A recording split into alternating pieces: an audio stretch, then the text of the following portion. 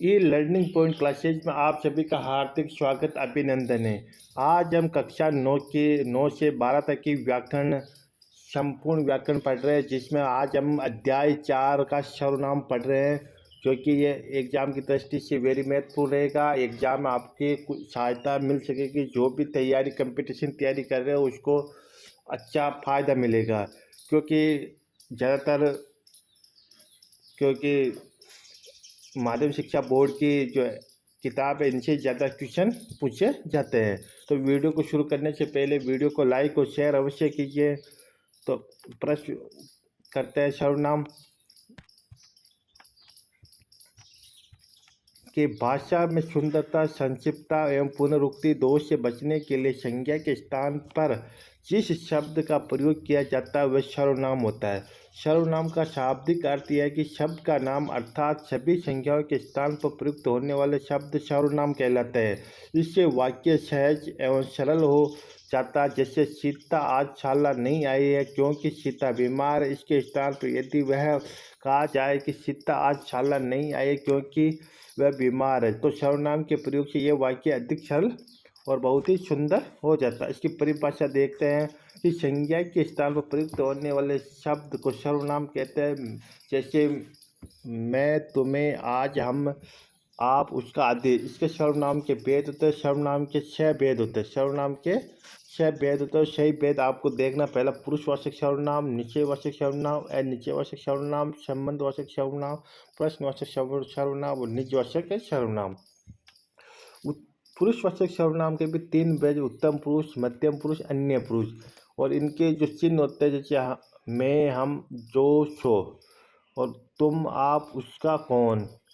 अन्य पुरुष के वे, वह, वे, किससे, स्वयं, स्वह। यह इसके उत्तम पुरुष के चिन्ह होता है। अब पुरुषवाचक सर्वनाम के जिन सर्वनामों का प्रयोग कहने वाले, सुनने वाले, जिसके विषय में कहा जाए के स्थान पर किया जाता है उसे पुरुषवाचक सर्वनाम कहते हैं। पुरुषवाचक सर्वनाम के 3 प्रकार होते हैं, 3 भेद होते हैं। तो पहला भेद होता है उत्तम पुरुष। बोलने वाला या लिखने वाला व्यक्ति अपने लिए सर्वनामों का प्रयोग करता है वह उत्तम पुरुष सर्वनाम कहलाता है। जैसे मैं, हम सब, हम लोग आदि। मध्यम पुरुष जिसके संबोधित करके कुछ कहा जाए, जैसे जिससे बातें की जाए उसका नाम बदलने में प्रयुक्त होने वाले सर्वनाम मध्यम पुरुष कहलाते। जैसे तू, तुम, आप लोग, आप सब। और अन्य पुरुष जिसके बारे में बात की जाए या कुछ लिखा जाए उनके नाम के बदले में प्रयुक्त होने वाले सर्वनाम अन्य पुरुष सर्वनाम कहलाते। जैसे वे, लोग, यह, वह, आप। अब आता है निश्चयवाचक सर्वनाम। जो सर्वनाम निकटतम अथवा दूरस्थ व्यक्ति या पदार्थ की ओर निश्चित करता है उसे निश्चयवाचक सर्वनाम कहते हैं।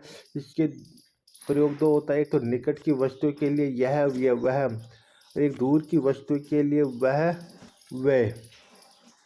अनिश्चयवाचक सर्वनाम जिस सर्वनाम से किसी ऐसे व्यक्ति या पदार्थ का बोध होता है जिसके विषय में निश्चित सूचना नहीं मिलती उसे अनिश्चयवाचक सर्वनाम। जैसे कुछ, कोई सर्वनाम का प्रयोग प्राणीवाचक सर्वनाम के लिए होता है। जैसे कोई उसे बुला रहा है।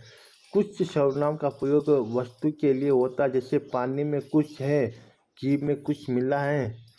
तो संबंधवाचक सर्वनाम 2 उपवाक्य के बीच में प्रयुक्त होकर एक उपवाक्य की संज्ञा या सर्वनाम का संबंध दूसरे वाक्य के साथ दर्शाने वाले सर्वनाम संबंधवाचक सर्वनाम कहलाता है। जैसे जो, जिसके संज्ञा होते, जो सोएगा सो खाएगा, जिसकी लाठी उसकी पे, जो बोलता है वह नहीं डरता है। अब आता प्रश्नवाचक सर्वनाम। जिस सर्वनाम का प्रयोग प्रश्न पूछने के लिए होता है उसे प्रश्नवाचक सर्वनाम कहते हैं। जैसे क्या, किसे, कौन। वहाँ दरवाजे पर कौन खड़ा है, कल किससे तुम्हें बात की, आज तुम्हें क्या चाहिए। उदाहरण के माध्यम से हम इसको समझ सकते हैं।